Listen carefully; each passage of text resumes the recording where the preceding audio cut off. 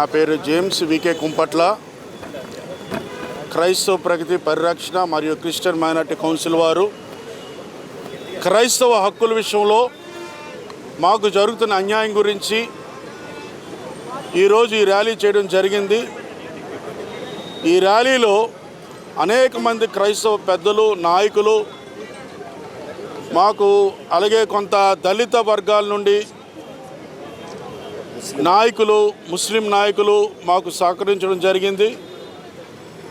కేవలం ఇది క్రైస్తవ హక్కుల విషయంలో దళితులకి సామాజిక హోదా కావాలని మాత్రమే, ఎటువంటి రాజకీయ ప్రమేయం లేదు. మేము ఇక్కడ చూస్తున్నారు, ఇక్కడ మేము పెట్టాం మెమరాండం ముఖ్యమంత్రి గారికి. 4 ఉద్దేశాలు మావి.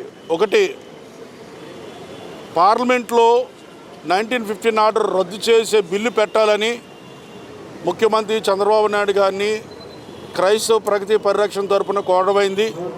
2, మత మార్పిడి నిరోధక చట్టాలను రద్దు చేసే దిశగా పార్లమెంట్లో బిల్లు పెట్టాలని మేము కోరడమే ఈ ర్యాలీ చేస్తున్నాం. 3వదిగా, నేడు దళిత క్రైస్తవుల్ని టార్గెట్ చేస్తూ ఉండి నియోజకవర్గంలో పరిసర ప్రాంతాల్లో చర్చికి వెళ్తున్న దళిత క్రైస్తవ భక్తులను టార్గెట్ చేస్తూ వారికి బలవంతం మత మార్పిడి చేయాలనే ఉద్దేశంతో సోషల్ మీడియాలో ప్రయత్నాలు చేయడం, అలాగే దళిత వాడల్లోకి, చర్చిల్లోకి వెళ్ళి వారందరి మీదకి భయాందోళనకు గురి చేయడం జరుగుతున్నది.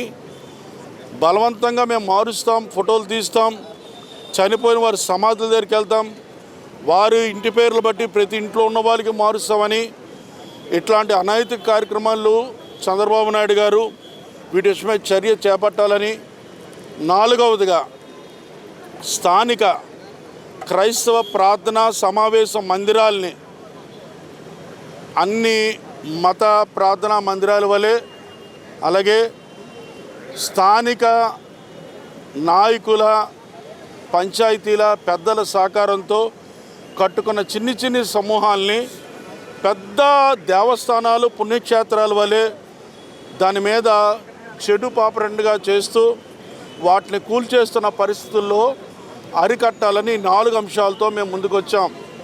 ఈరోజు దళితుల నుండి క్రైస్తవులుగా మారిన వారికి బీసీసీ సంక్రమిస్తున్న సమయంలో వారిని ప్రభుత్వం దళిత క్రిస్టియన్స్ అంటున్న వారికి మీద మరలా అట్రాసిటీ కేసులు పెడుతున్నారు. ఇంత ఘోరమైన పరిస్థితి. ఒక మనిషికి కులం తీయడం నేరమని, పౌరసత్వంలో కులం ఒక ప్రాముఖ్యమైన విధానమైన అంశమని, అంతేకాకుండా మన మనుగడే ప్రభుత్వ విధానాలు, పథకాలే సామాజిక హోదాతో పథకాలు ఉన్నాయి, అవన్నీ కోల్పోవడం జరుగుతుందని ఈ విషయమై ప్రభుత్వం పట్టించుకొని న్యాయం చేయాలని కోరుతున్నాం.